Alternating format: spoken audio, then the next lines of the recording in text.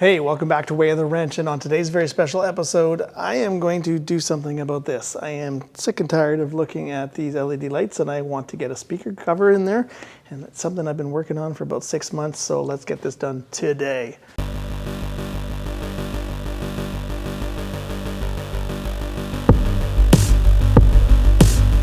Now the speakers that are in here are those Rockford Fosgates that I installed quite a few videos back, and I've been holding off putting on speaker covers because I had something kind of cool planned.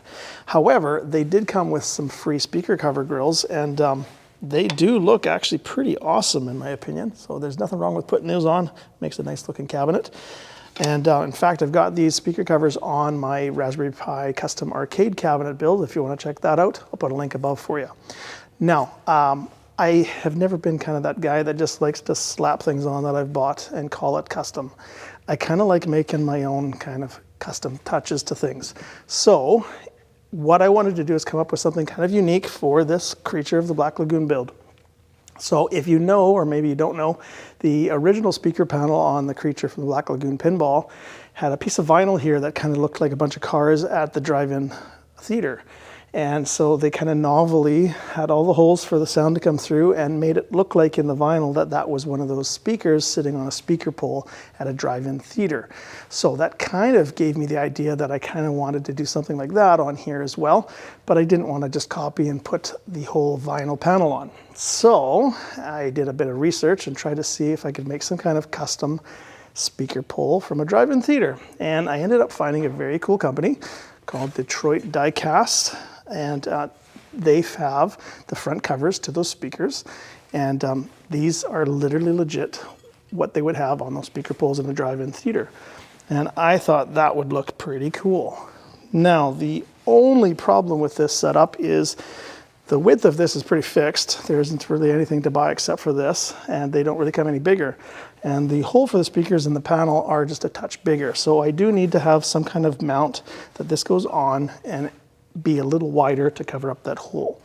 So now comes even more kind of custom stuff. I need to hop onto a computer and model up some kind of holder that will hold this in place and kind of make it look like a real speaker pole at a drive-in theater, and a little bit wider so it covers up the hole. And so that's what we're going to do next. All right, this isn't going to be a full tutorial on how to do this. I just wanted to show you the process so that you kind of could follow along a little bit. And I don't want this to add too much to the video. So I'm using FreeCAD because it's free. And then what I did is I took some dimensions off of the cabinet and figured out what sizes I wanted, added a hole for the sound, and then some holes for mounting it. And I did that on a sketch. And the next thing I did is I turned it into a pad and added a 1/4 inch thickness to it. And then I needed to start adding the different little kind of holders that jut out. So I needed to make another plane. And then I added a little sketch with the pipe that sticks out on the one side. Okay, and then it turns in going this way on a different plane. So I had to add a different plane and then added that sketch so that it met up.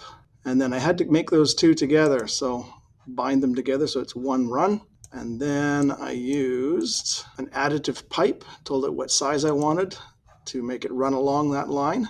And then that looked okay for me, so I just mirrored it rather than having to draw it again for the other side. And then I wanted to add some fillets, so I added a fillet, nice little radius around the outside of the pad, and then added fillets at the bottom of the pipes, so it kind of looked like maybe they were welded in. And then I added the pole part, and then I liked to have it a little radius as well, so added some fillets there. And so there's the final product there. There's a nice front view, side view a little bit more of it at an angle. So like that.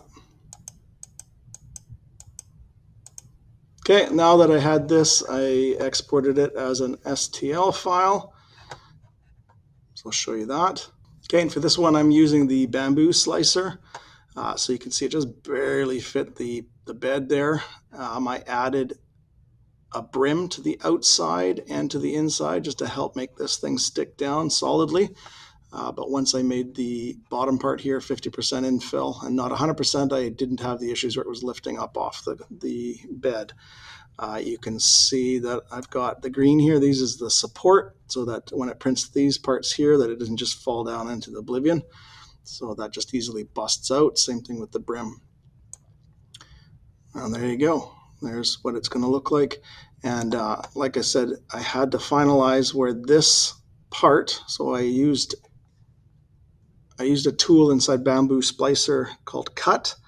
To select the model, you select the icon that says Cut, and then it makes a plane, and you can position that plane wherever you want. And I did it right at the top surface of this and called it two different parts. So this was part A, and then these were part B.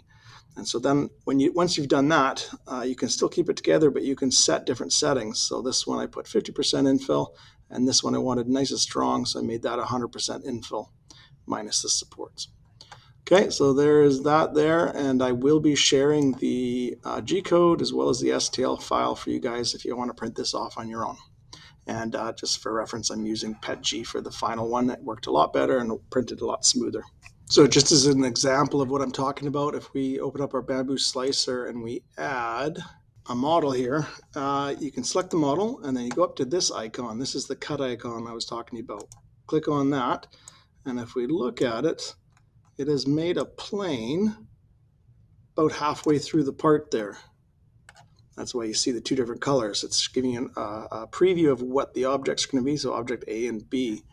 And if you want to just cut the part but keep it together so that you can select different parts and make it different settings for strength or support or whatnot, then you're going to want to have it on keep orientation on both and cut to parts. Okay, and then if you want to move that plane, then you can rotate it up here, put in the angle. You can see how I've changed it there. You could do that for any of the angles. You can also change the height. So it's at 4 mil. We could make it 8 mil. Or 1 mil, whatever you need it to be. So let's just go back to 4 so it's easy to see. And then when you're ready, just press Perform Cut. And it looks like it hasn't done anything, but it has cut it in two pieces. So if we select the part and go to Objects, you'll see that there is now part A and part B, but it's all in the same part and it is together. So for example, on my speaker cover, I wanted the base to be only 50%. So if I went to Strength and made this 50%, if I click the top, you'll notice that it didn't go to 50. It's still at 15%. So for on my speaker covers, I ended up going 100%, make them nice and strong. I just changed the pattern there to make it 100%. So we can see that one's 50, one's 100. So that's what I was able to do on my speaker cover so that the base wasn't too thick and lifting off the bed. So lots of cool features you can do with that cut. You also could cut the part and have it separate the pieces. So it would literally plop it next to it, and that way you can print them separately. Lots of cool things. You can even add some connectors in there as well, right here where it says add connectors. So when you actually cut it in pieces, you can add some connectors so that it'll print separate, but it'll have some kind of tabs or locking device that you can design so that you can put it together and glue it together. That way you could print some parts that are actually bigger than your 3D printer can handle. So my first attempt at printing it up after I modeled it actually somehow printed okay, which we'll talk about in a second. I did worry about this part here being a little bit too thin and kind of fragile, so I did print the entire model at 100% infill, and it turned out actually okay. Now, the one problem I had is these screw holes were a little bit off for where they're going to mount in here. Just trying to kind of eyeball things. I tried to get it as close as possible, but it was just a touch off. So I was going to have to print another one of these to get the holes in the right spot. But I was going to get a very good view of what this looked like. So there you go. This is kind of like how the speaker from the guy's car would be put into the speaker holder on top of the pole. And I thought that looked really quite good. So beyond doing that, I also wanted to add a little part of the pole to make it look clear it wasn't just hovering in space. So that was the two things that I had to add. However, look at what started happening on my next couple prints. Now the second print, I was able to check these screw holes and now they lined up for this cover to fit in there properly. However, it was the beginning of having to have problems with this print because of what I was doing. So what's happening here on this corner is just the one corner was lifting off of the bed and causing the nozzle to scratch on top of it as it started to lift up. And I was close to the end, so I kind of kept it going, but in retrospect, I probably should have just shut it off. So the holes worked out okay, but now I'm having problems with this big part not staying down on the bed. So make some changes in the next model. And I wanted to add the little pole on the bottom so it looked like this was an actual pole in the drive-in theater. So I added this part here, which makes it look a lot better. Now, I was having another problem where different parts of this was now starting to lift. So what I discovered through a whole bunch of research is that whenever you make big flat pieces like this, you actually can't print it at 100%.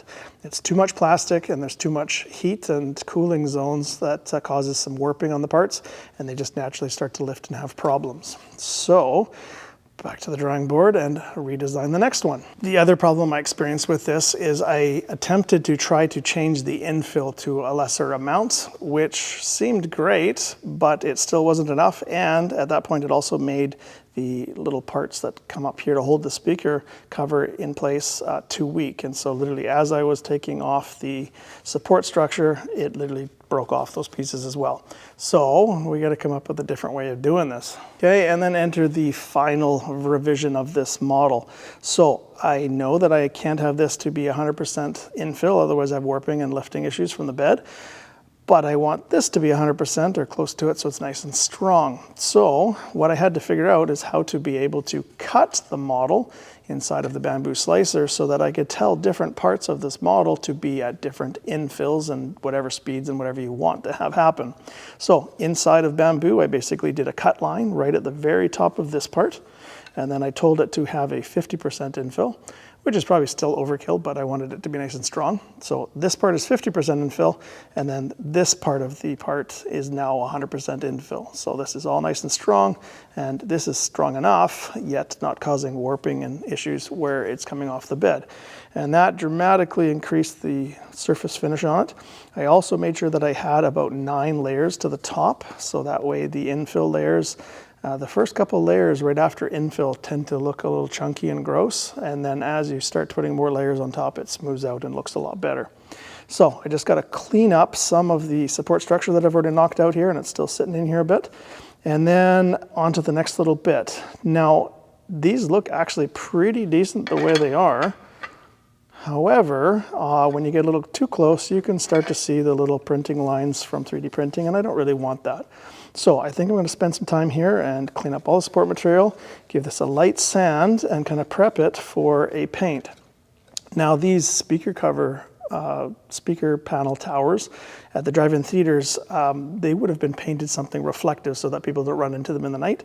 So either white or like a bright silver or something like that. And then if I'm going to paint them, I could even add a little touch of realism and put a little bit of rust spots on here. So as the years of these speaker panels have been sitting out here, I get a little rust. So let's go ahead and do that now. And on the machine, these look amazing and totally fitting for a Creature of the Black Lagoon pinball machine.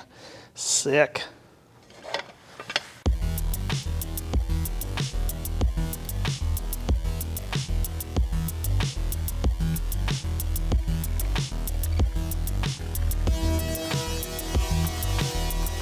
Okay, and I'm just using a razor blade to clean up the little leftover edge from when I broke off the brim. I ended up adding an 8mm brim on the outside and inside to help stick this down to the bed so it wouldn't lift anymore. So printed okay, but there is just a little bit of an edge left over when you break off that brim. But razor blade takes good, quick care of that. Now I do want to hide a little bit of the lines and stuff that make it super obvious that this is 3D printed, so I am going to go through the grits here. I'm going to probably start at like 150 or 220 and then work my way up. And you can go as much as you want to. If you want to make this look exactly like metal, then you'd probably go up to about 1,000 grits, and you can even start doing wet sanding too. But I think that's a bit overkill considering I'm going to be painting this anyway. And this sanding is also going to help the primer paint stick to this after.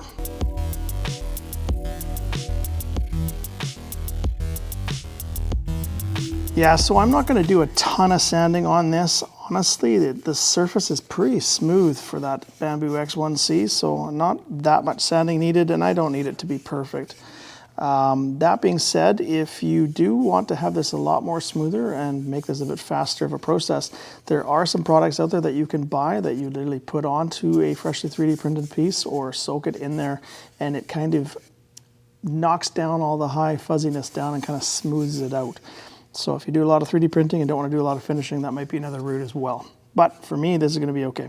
So let's go ahead and get this all cleaned up and prepped for painting. All right, once you've got your panels all sanded up, really good idea to take this to the sink and just give it a good scrub with some just dish soap and water to get rid of all the dust and all the kind of oily fingerprints so the paint will stick, and make sure that you give it enough time to dry up fully so that the paint won't have any issues with the water as well. Okay, spray paint, I'm going with Rust-Oleum paint and primer in one. There's a really good brand of paint that I like using, and this one here is good for plastic as well. And I am going with this silvery metallic paint. I can't believe how much it was and that I actually paid for it, but I am interested to see how nice it looks. It was $28 a can. I don't know what's going on in Canada these days, but that is insane. Anyway, I'm excited to see what this looks like, so let's give these a couple coats.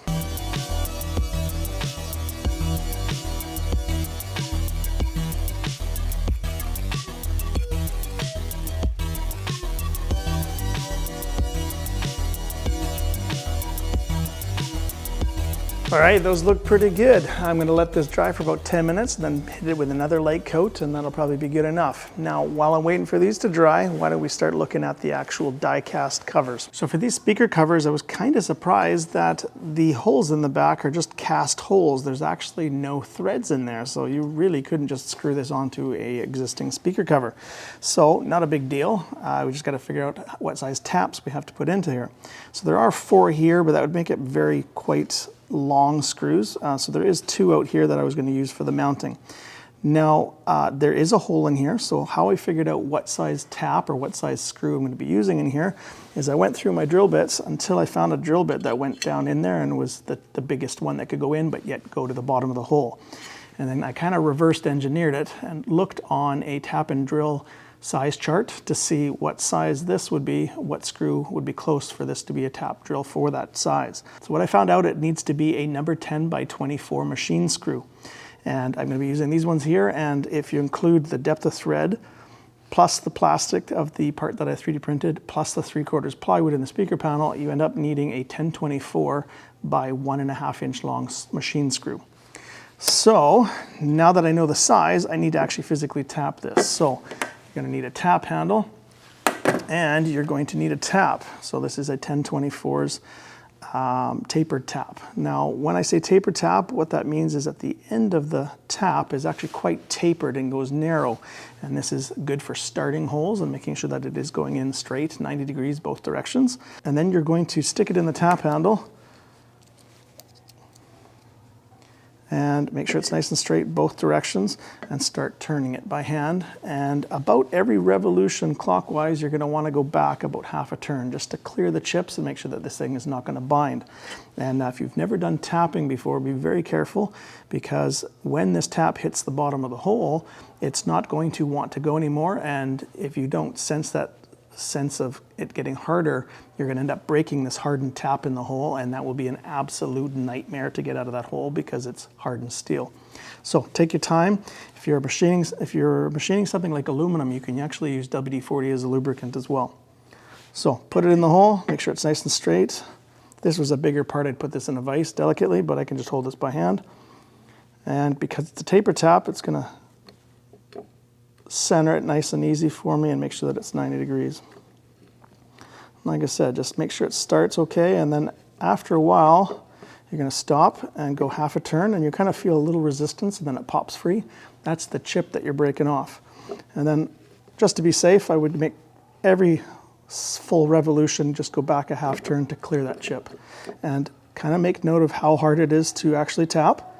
That way when you get near the bottom and it starts to get harder, you're going to sense that. And I can't stress this enough, take your time. And if it ever feels like something's not right and it won't undo, don't just keep going. That's a good trick to start breaking taps. So just kind of go forward again, go back again, forward again. And I think I'm at the bottom of the hole. So just like I said, take your time, be very gentle with it. And this is a very small tap too. And I'm filming for YouTube, so this is even more freakier. I don't want to be breaking a tap in front of all of you. There we go. Okay, the other thing that can happen is when you get to the bottom of the hole, a lot of the chips have gone to the bottom of the hole. So sometimes you can take it out, blow it out with an air wand or knock out all the chips, and then do it again, and you might get another half turn or so because the chips were preventing this tap from going all the way to the bottom. Now, if you did use a tapered tap, I would highly recommend that you now find yourself a bottoming tap of the same size, 1024. And the difference is that a bottoming tap is wider and has more full thread cutting ability near the bottom of the tap. So that'll allow you to get the last little bit of threads at the bottom of this hole.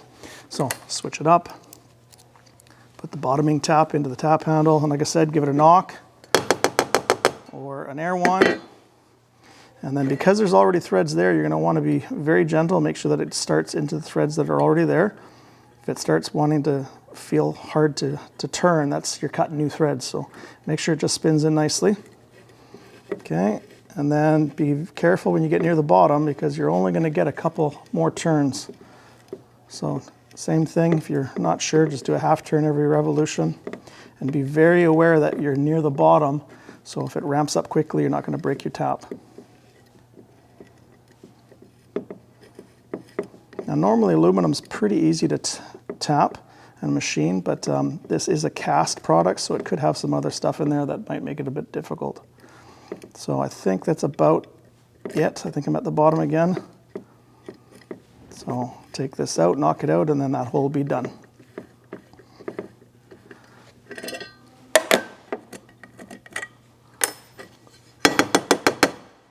Perfect. Let's test it with our screw. Nice, whole bunch of threads then engaged into the part. So go ahead and do the other one and the other speaker cover.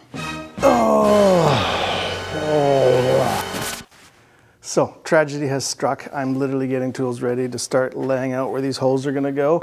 And I go by the cabinet and I turn around and I hear a clink, kind of cheap plastic breaking sound. And I turn around and one of these 3D printed, painted, sanded for hours parts has somehow slid off this and hit the ground. Oh, I suppose I could try to match this up to the broken pieces like a coffee cup that I broke the handle off and crazy glue this together, but it's just not in me. So I guess I'm 3D printing, and of course the nicer of the two that's 3D printed is the one that broke. So yeah, I'm gonna end up printing two more. Now, I'm not sure if the spray paint itself actually kind of made the silk PLA weak so that it couldn't take a hit like that and not shatter into a billion pieces. I think because the layer lines are so clean and even and all the pieces broke kind of in the same spots, it kind of makes me think that it's more just the 3D printing process, not so much the paint. But just as an experiment, I'm going to go back to using some PET G. I'm going to order some PET G in silver and reprint not one, but two of these, and see what the differences are. Ugh.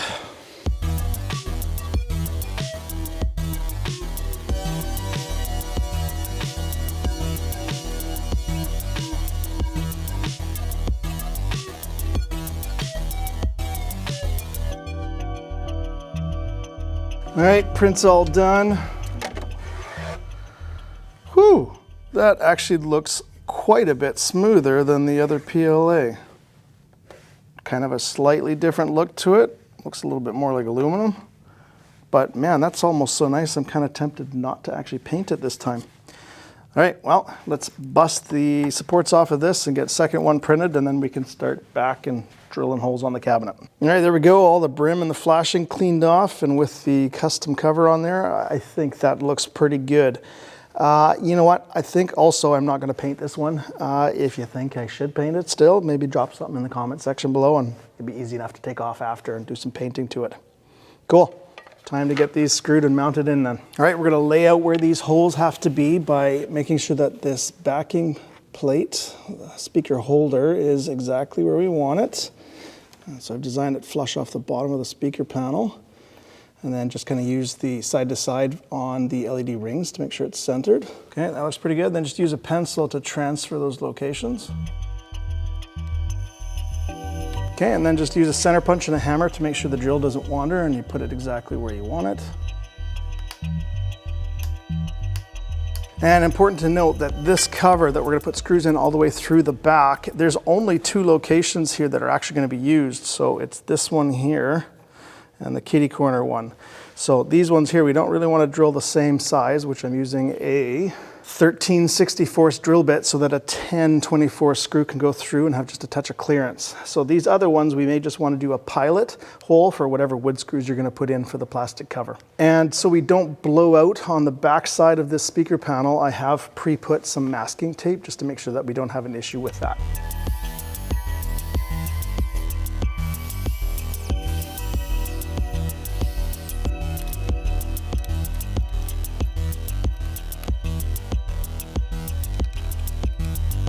Hey, that looks slick.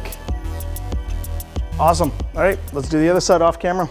All right, let's open up Pin-Up Upper and see what these things look like with LEDs behind them. Got to give it the 10 seconds. Oh, here we go. Oh, that looks great. Sweet. Man, does that ever bring back the magic of drive-in theaters? Pretty slick. Now, I don't know if I'm going to leave this without any kind of like maybe a white speaker cloth in there to kind of soften the LEDs, but I can also go into the cabinet file and change the brightness, which I'm going to eventually anyway. Pretty slick. Okay, and then a shot in the dark, and these things look even better. Pretty awesome.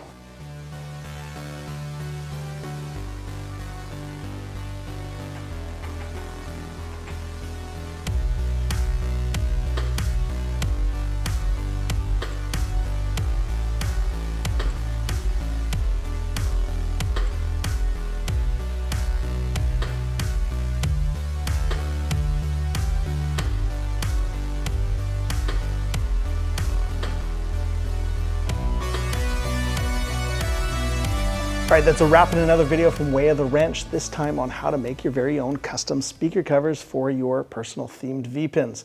Hopefully you enjoyed the experience going through this process with me, and I have inspired you to build your very own custom themed speaker covers for your own VPin.